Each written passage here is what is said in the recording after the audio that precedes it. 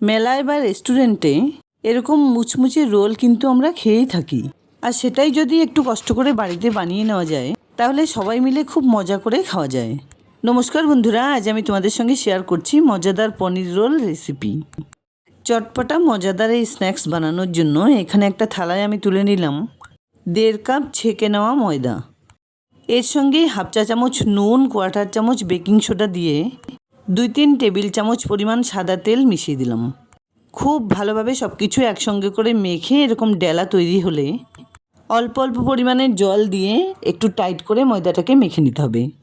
ভালোভাবে মেখে নেবার পর আধ ঘন্টা এটাকে ঢেকে রাখলে খুব সুন্দরভাবে সেট হয়ে যাবে। এবার এটাকে আমি আধ ঘন্টা ঢেকে রেখে দিচ্ছি। এবার আমি রোলের জন্য স্টাফিংটা বানিয়ে নেব। সেজন্য এখানে দেখো একটা প্লেটে 200 গ্রাম পনির নিয়েছি।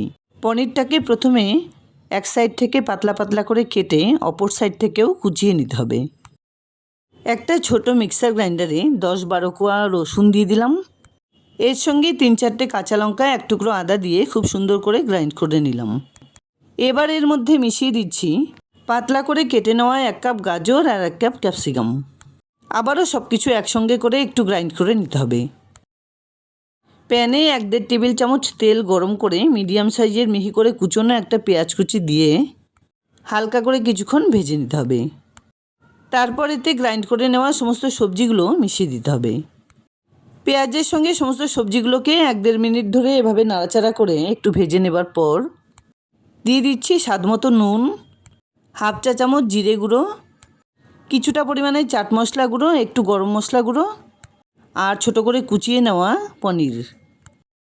হালকা হাতে সব কিছু একসঙ্গে করে এভাবে একটু নাড়াচাড়া করে এর মধ্যে দিয়ে দিচ্ছি একটুখানি সয়া সস, সঙ্গে দিচ্ছি রেড চিলি সস, সঙ্গে দিচ্ছি 1 টেবিল চামচ পরিমাণ টমেটো কেচাপ। খুব সুন্দর করে নাড়াচাড়া করে এটাকে বানিয়ে নিয়ে নামিয়ে নিতে হবে। ইচ্ছে হলে তোমরা এর পরিমাণ বাড়াতে 2-1টা সেদ্ধ আলু ব্যবহার করতে পারো।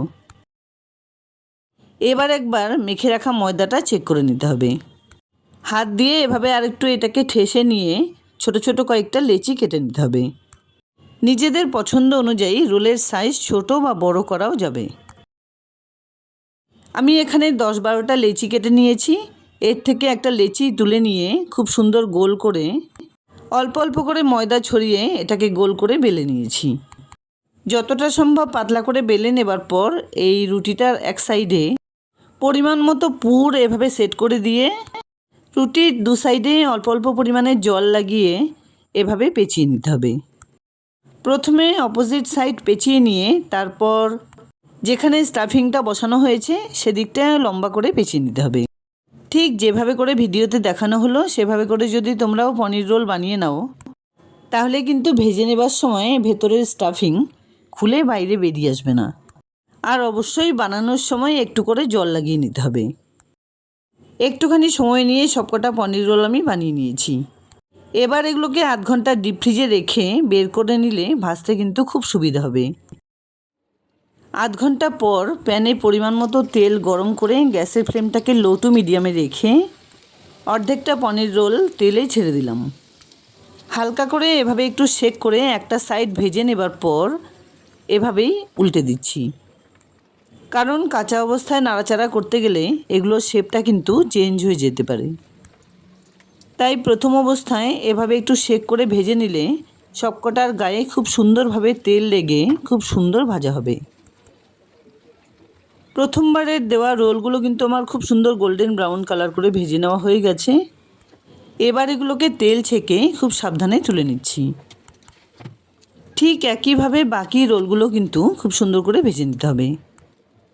যাই হোক, এগুলো বানিয়ে খাওয়ার পর এতটাই ভালো লেগেছিল যে তোমাদের সঙ্গে শেয়ার না করে পারলাম না। আমার এই রেসিপিটি ফলো করে অবশ্যই একবার বানিয়ে খাওয়ার অনুরোধ রইল। আর খাওয়ার পর কেমন লাগলো সেটাও জানাতে ভুলো না কিন্তু। এগুলো ভাজার সময় অবশ্যই একটা কথা খেয়াল রাখতে হবে, যাতে গ্যাসের ফ্লেমটা লো টু মিডিয়ামে থাকে, তাহলে কিন্তু ভেতরে যেমন ভাজা হবে বাইরেও মুচমুচে হবে। আমি এখানে টমেটো কেচাপের সঙ্গে সার্ভ করে দিলাম। চা কফির সঙ্গেও কিন্তু এটি খারাপ লাগবে না। যাই হোক, মজাদার পনির রোল রেসিপি একদম রেডি। ভালো লাগলে লাইক, শেয়ার, কমেন্টস করতে ভুলবে না প্লিজ। আর এরকম নিত্য নতুন রেসিপি দেখার জন্য প্লিজ চ্যানেলটাকে সাবস্ক্রাইব করে পাশে থাকা বেল আইকনটা অলে করে দিও। দেখা হচ্ছে নতুন কোনো রেসিপি নিয়ে। ভালো থেকো, ধন্যবাদ।